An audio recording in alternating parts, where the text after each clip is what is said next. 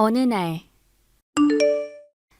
마음 맞는 여자들끼리 모여서 새로 모임을 하나 만드셨다고요, 형님?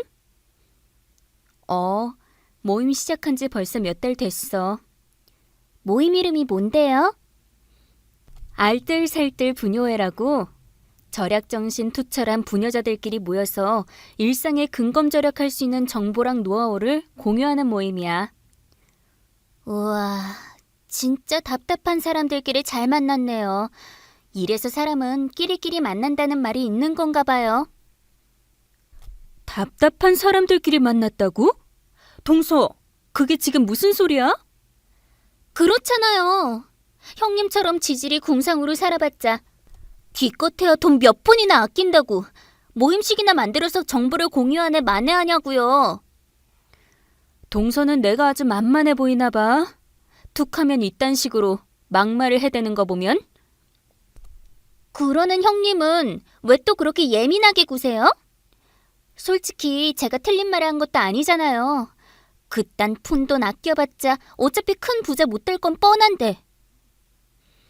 동서는 아껴야 잘 산다는 말도 몰라? 티클 모아 태산이라는 말도 모르고? 아, 됐으니까 팩트만 가지고 얘기하시죠. 그딴 푼돈 아껴서 형님네 살림살이가 대체 얼마나 나아졌느냐고요.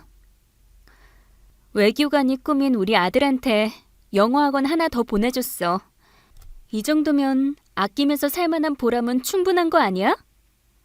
하, 겨우 그 정도로 생색내는 거예요? 오늘 보니까 형님은 구질구질할 뿐만 아니라 세상이 어떻게 변하는 줄도 모르고 고리타분한 사람이었군요. 뭐가 어쩌고 어째? 사람은 아껴야 잘 산다. 티클 모아 태산이다. 그딴 말들은 다 썩어 문드러진 옛날 말이라고요. 형님은 요즘 유행하는 욜로라는 말도 모르세요?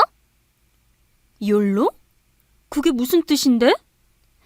어차피 한 번 사는 인생 마음껏 즐기면서 살아야 한다는 뜻이에요. 바로 저처럼 말이에요. 에이, 난 또 뭐라고. 그래서 동서가 얼마 전에 카드 빚내서 해외여행 다녀온 거구나? 당연하죠. 최고급 레스토랑에서만 밥 먹고 잠도 5성급 호텔에서만 자면서 여행 다니니까 너무 행복하더라고요. 그래서 그 행복이 영원했어?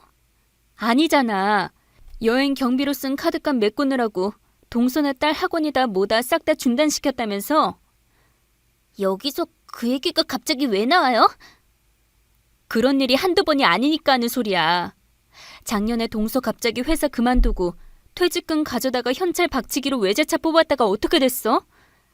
딱 6개월 뒤에 동서네 집 전세금 올려줄 돈이 없어서 저기 변두리 쪽 작은 월세방으로 쫓겨나듯 이사 갔잖아. 그렇게 무리해서 외제차를 뽑았으면 잘 타고 다니기나 하든가. 맨날 기름값 비싸다고 툴툴대면서 무슨... 형님! 동서처럼 인생 즐긴답시고 분에 넘치는 사치를 즐기면서 살다 보면 반드시 패가 망신하게 돼 있어. 그니까 제발 정신 좀 차려, 동서. 그러는 형님이야말로 정신 차리세요. 그딴 식으로 살아봤자 인생 구질구질한 꼴밖에는 못 볼 테니까. 얼마 뒤. 퇴근했으면 얼른 이리 와서 앉아봐. 오늘 제대로 할 얘기가 있으니까. 무슨 얘기길래 표정이 그렇게 어두워? 김선영 씨라고 알지? 당연하지. 우리 회사 막내 여직원이야. 근데 갑자기 선영 씨 얘기는 왜? 오늘 그분한테서 전화가 왔었어. 회사 남자 직원들이 요즘 들어 여자 나오는 술집에 뻔질나게 드나들기 시작했는데 그중 하나가 바로 너라고. 나 참 어이가 없네. 그런 말 믿지 마, 여보. 새빨간 거짓말이야. 그분이 나한테 거짓말을 하는 거라고? 그렇다니까. 며칠 전에 선영 씨가 업무상 실수를 저질러서 내가 꾸중을 했던 적이 있는데 그때 일로 앙심을 품고 나한테 복수하려는 건가 봐. 그럼 이건 어떻게 설명할래? 이 사진은... 그래, 맞아. 그분이 너 술집 여자랑 모텔 들어가는 뒷모습을 사진으로 찍어뒀다가 나한테 증거로 보내줬어. 이렇게 확실한 증거가 버젓이 있는데 계속 발뺌할래? 그래, 인정할게. 회사 선배들하고 어울리다 보니까 그렇게 됐어. 돈은 대체 어디서 나서 유흥을 즐기고 다녔니? 엄마한테 빌렸지 뭐. 내가 회사에 손해를 좀 끼쳐서 돈을 메꿔 놓아야 하니까 며느리한테는 비밀로 하고 2천만 원만 빌려달라면서. 어머님한테 거짓말로 돈까지 빌려가면서 여자 끼고 술 마시면서 추잡스럽게 놀았다는 거야? 다 인정하고 이렇게 무릎 꿇고 사과할게, 여보. 그니까 나 한 번만 용서해주라. 아니, 절대로 용서 못해. 넌 나를 제대로 배신한 거니까. 배신이라니? 무슨 말을 그렇게 서운하게 해? 난 그냥 딱 한 번 실수를 저질렀을 뿐이야. 세상 실수 없이 살아가는 사람은 없는 법이고. 웃기고 있네. 난 어떻게든 아끼고 절약해서 우리 집 재산도 불리고 자식도 잘 가르치려고 온갖 고생을 다 하는데 넌 이런 나를 옆에 두고서도 여자 끼고 놀면서 흥청망청이었잖아. 그러니 당연히 날 배신한 거지. 그래, 내가 잘못했어. 다시는 안 그럴 테니까 나 한 번만 용서해주라. 사과 필요 없으니까 이혼당할 준비나 해. 이 천하의 몹쓸 쓰레기 같은 인간아! 얼마 뒤. 소식 듣고 전화했어요, 형님. 이혼 서류에 도장 찍었다면서요? 소식 참 빠르네. 맞아. 그 인간한테 위자료 제대로 받아냈고 이혼했어. 그니까 앞으로 동서도 나한테 더는 연락하지 마. 우리 이제 한 집안 식구 아니게 됐으니까. 잠깐만요, 형님. 꼭 드리고 싶은 말씀이 있어요. 꼭 하고 싶은 말? 혹시 나를 위로해 주려는 거야? 동서 그렇게 안 봤는데 사람이 은근 따뜻한 구석이 있구나. 뭐래? 내가 형님을 뭐하러 위로하겠어요? 전 그냥 형님은 아주버님을 원망할 자격 없다는 말씀을 드리려는 것뿐인데. 뭐가 어쩌고 어째? 그렇잖아요. 와이프가 오죽 구질구질하고 지질이 궁상이었으면 아주버님이 밖에서라도 호화스럽게 놀아제낄 생각까지 했겠냐고요. 심지어 술집 여자까지 옆에 끼고선 말이에요. 그니까 네가 인생을 똑바로 살아야지, 이 여자야! 나 참 기가 막혀서 정말. 그래, 어디 앞으로 두고 보자고. 우리 둘 중에 누가 인생을 낭비했고 누가 인생을 올바르게 잘 사는 건지. 얼마 뒤. 집이 깔끔하고 좋네요. 이 집으로 계약할게요. 정말 괜찮으시겠어요? 아드님이랑 두 분이서 지내기에는 집이 너무 넓지 않을까요? 넓은 만큼 월세도 좀 센 편이고요. 주변을 보니까 학교도 가깝고 학원들도 많고 무엇보다 동네 치안이 엄청 좋은 것 같더라고요. 이 정도 조건이면 다른 집들보다 월세를 조금 더 낼만 하겠어요. 솔직히 그렇기는 하죠. 여사님 혼자 몸으로 자식 키우면서 지내려면 동네 치안이 엄청 중요하긴 하니까요. 제 말이요. 바로 이런 위기의 순간을 위해서 제가 한평생 근검절약하면서 늘 여윳돈을 준비해뒀던 거예요. 원래 절약 정신의 진정한 의미는 무조건 아끼고 모으는 게 아니라 알뜰살뜰 아껴서 모아둔 돈으로 꼭 필요한 순간에 올바르게 쓰는 거라고 생각하거든요. 여사님은 절약 정신이 남다르신 모양이네요. 아무래도 그런 편이죠. 요즘 사람들 보면 인생을 즐긴답시고 무작정 사치를 부리는 사람들이 많은데 저는 그런 사람들이랑 달라요. 그건 인생을 즐기는 게 아니라 인생을 낭비하는 거니까요. 제 생각도 그렇습니다. 참 오랜만에 저랑 가치관이 맞는 분을 만났네요. 사장님도 저랑 같은 생각이시라고요? 당연하죠. 모름지기 사람은 아껴야 잘 사는 법이고 아껴서 모은 돈을 꼭 필요한 일에 올바르게 잘 써야 더더욱 잘 사는 법이거든요. 그런 의미에서 제가 월세를 조금 낮춰드리겠습니다. 어? 사장님이 월세를 왜? 저는 공인중개사이기도 하지만 열심히 절약한 돈으로 이 집을 매입한 건물주이기도 하거든요. 이 집 건물주인 제가 월세를 깎아드리기로 스스로 결정한 거니까 여사님께서는 부담 갖지 않으셔도 됩니다. 대신 개인적인 부탁 하나만 드려도 괜찮을까요? 부탁이라면 어떤... 시간 내셔서 저랑 둘이서 차 한잔 하시죠. 여사님의 절약 노하우를 배워보고 싶습니다. 겸사겸사 저의 절약 노하우도 알려드리고 싶고요. 아, 단 둘이서는 좀 어렵겠는데요. 아내분께서 오해하실 수도 있잖아요. 몇 년 전에 이혼했습니다. 사치스러운 여자 잘못 만나서 거리에 나앉을 뻔했거든요.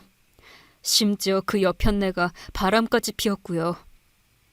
아, 네. 저랑 비슷한 상처가 있으시군요. 그럼 알겠습니다. 제가 내일 연락드릴게요. 네, 그럼 저도 휴대폰만 보면서 연락 기다리고 있겠습니다. 1년 뒤. 오늘도 새벽까지 공부하는 거야? 자기는 왜 벌써 일어났어? 아직 5시밖에 안 됐는데. 얼른 물만 마시고 다시 잘 거야. 근데 오늘도 부동산 서적을 보고 있네? 내가 원래도 재테크에 관심이 많았거든.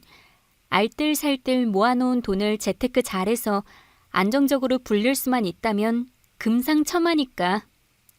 하긴 그건 그렇지.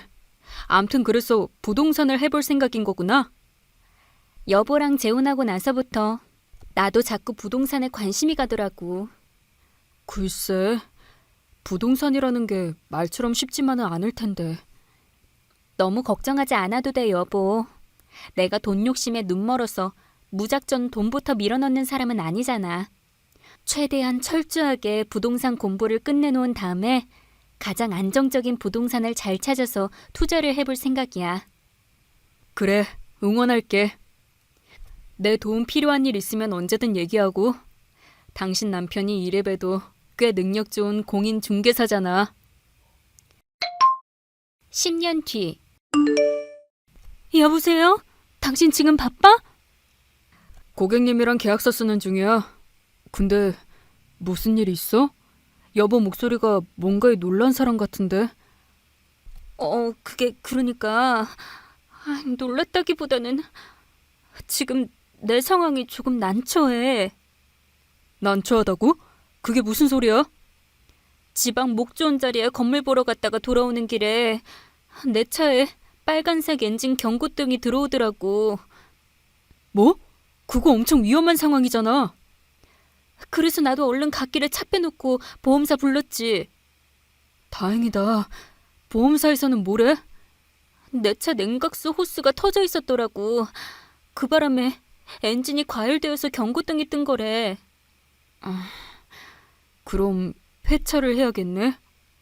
아무래도 그래야 할 것 같다더라.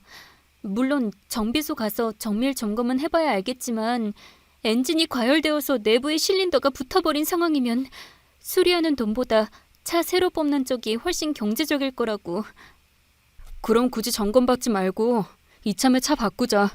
안 그래도 차가 워낙 낡아서 늘 불안불안했었거든. 여보가 나랑 재혼하기 전부터 애지중지 아껴가면서 탔던 차라 굳이 얘기를 못했을 뿐이지. 얘기 잘했어. 나도 차를 바꾸는 쪽이 맞을 것 같아. 그래서 말인데 혹시 여보 주변에 중고차 잘하는 사람 있어? 중고차 말고 신차를 뽑는 건 어때? 이제 여보 정도면 좋은 차 타고 다녀도 될 것 같은데. 아니야. 나한테는 중고차가 딱 맞아. 기왕이면 중고 경차면 더 좋을 것 같고. 중고 경차? 응? 차값도 저렴하겠다. 기름도 덜 먹고 유지비도 많이 들지 않겠다.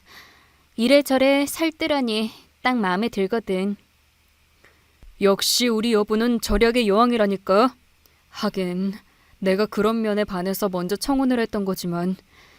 아무튼 간에 우리 부동산 고객 중에 중고차 매장 사장님이 한 분 있어. 워낙에 정직한 분인데다가 솜씨 좋은 정비사 출신이라서 안전이랑 성능에 아무런 문제 없는 경차로 잘 소개시켜 줄 거야. 그럼 문자로 매장 주소 알려줘. 얘기 나온 김에 오늘 바로 찾아가 볼게. 알았어. 여보가 찾아가면 VVIP 고객 대접도 받을 수 있을 거야.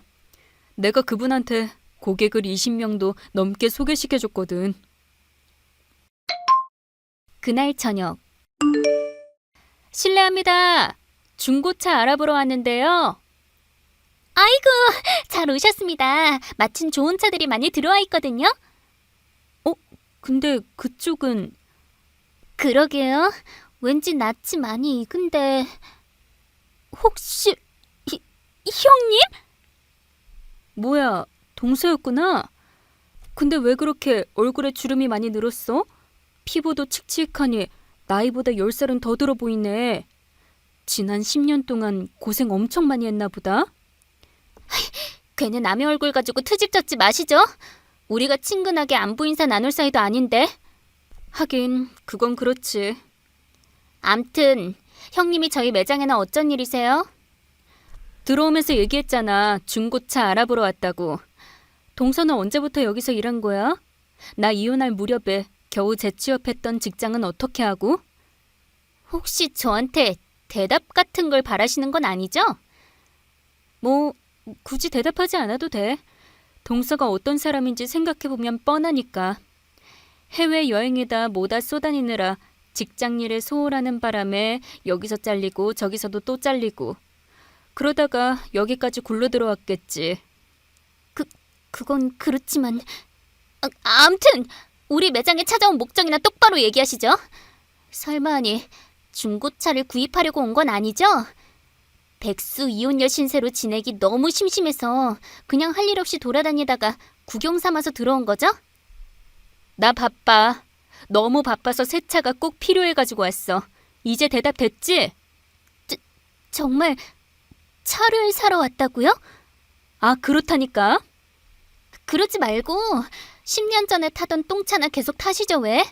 낡고 초라한 그 차가 형님한테는 딱일 텐데. 고장나서 폐차할 예정이야. 그럼 분수에 맞게 버스나 타시던가요. 형님처럼 구질구질한 양반이 무슨 차를 새로 뽑는다고 지랄이야. 글쎄, 그러는 동서야말로 입 조심하는 게 좋을 텐데. 나한테 말 한마디 잘못했다가는 모가지 날아가는 수가 있거든. 나 참 도통 무슨 소리 하는 건지 모르겠네. 저도 지금 엄청 바쁘거든요. VVIP 고객님께서 방문한다고 하셔서 대기하고 있던 중이라고요. 그니까 괜히 업무 방해나 하지 말고 버스를 타든 지하철을 타든 얼른 사라지기나 하세요. 너나 내 앞에서 썩 꺼지는 게 어때? 너 따위 핫바리한테는 볼 일 없으니까. 뭐라고? 핫바리? 그래, 핫바리! 너 대체 무슨 자신감으로 이러는 거야? 지난 10년 사이에 돈벼락이라도 맞은 거야? 돈벼락은 아니지만 나름 인생 승리를 하기는 했지. 거짓말 치고 있네. 꼴에 인생 승리는 무슨? 정 의심스러우면 직접 확인시켜줘. 오늘 이 매장에 찾아오기로 한 VVIP 고객이 바로 나거든. 그니까 얼른 가서 김 대표 불러와. 이 핫발이야. 거짓말을 하다 이젠 아주 어따 대고 사장님을 김 대표라고 불러. 우리 사장님이 너랑 친하기라도 하다는 거야 뭐야? 아이고, 오셨습니까 사모님? 안 그래도 연락받고 기다리고 있었습니다. 만나서 반가워요. 제가 박동아 공인중개사님 아내 되는 사람입니다. 뭐야? 너 재혼했어? 오호, 송미라 씨, 지금 VVIP 고객님께 무슨 태도입니까? 정말 저 여자가 VVIP 고객님이라고요? 아, 그렇다니까요. 얼른 반말해서 죄송하다고 사과드려요. 김 대표님 말씀 들었지? 얼른 고개 숙여서 사과부터 해. 아닌데 그럴 리가 없는데. 아, 재혼했다던 공인중개사가 돈 많은 남자구나. 물론 재혼한 남편이 능력 좋은 공인중개사라서 돈 잘 버는 건 맞는데 지금은 내 재산이 몇십 배는 더 많아. 알뜰살뜰 모아놓은 자본금이랑 이혼할 때 받은 위자료로 부동산 투자를 시작해서 지금은 목 좋은 상가 건물주가 됐거든. 아니야, 난 못 믿겠어. 그렇게 부자가 왜 중고차를 사겠냐고. 비싸고 좋은 외제차를 타고 다니지. 그거야. 내가 워낙 근검절약하는 사람이니까. 거짓말. 거짓말이 아니라 사실입니다. 저 앞 지하철역에 붙어있는 상가 건물 두 채가 우리 VVIP 고객님의 건물이거든요. 설명됐으면 얼른 고객님께 사과부터 드리세요. 그래, 당장 사과하는 게 좋을 거야, 동서. 우리 직원이 사모님 시댁 식구라고요? 이혼한 전 시댁 식구니까 신경 쓰지 마세요. 원래도 앙숙 같은 사이이기도 했고요. 그건 형님이 절약하겠다시고 너무 답답하고 구질구질하게 사니까. 지켜보는 동서 입장에서 형님이 조금이라도 더 행복하게 살기를 바라는 마음에서 했던 말이었어요. 내 행복을 바라기는 무슨. 말 꺼내는 족족 나를 무시나야 됐으면서. 암튼 그래서 지금 너랑 나의 차이는 어떻게 벌어졌을까? 난 알뜰살뜰 절약한 돈으로 재테크에서 크게 성공했지만 너는 과분한 사치나 부리다가 인생 낭비한 꼴밖에 더 돼? 말도 안 돼. 난 절대로 인정 못한다고. 인연이 보자 하니까 VV 고객님한테 어때 대고 자꾸 반말이야? 안 되겠네요, 김 대표님. 저 직원 때문에 기분 나빠서라도 이 매장에서 차 못 사겠네요. 저 직원 당장 해고하든가 아니면 임대로 VVIP 고객 놓치든가 둘 중 하나는 선택하셔야겠어요. 알겠습니다. 성미라 씨는 오늘부로 해고야. 당장 우리 매장에서 나가. 이번 달 월급 값을 받은 돈도 당장 갚아놓고. 그때 전 동서가 개거품을 물고 쓰러졌습니다. 근검절약하던 저는 부자가 되어 나타났는데 사치나 불던 자신의 삶은 파탄이 나게 생겼으니 그 좌절감과 충격이 오죽했으면 기절까지 해버렸나 싶습니다. 그래봤자 뭐 어쩌겠냐고요. 자기 인생 자기가 망쳐놓은 꼴밖에는 안 되는걸요.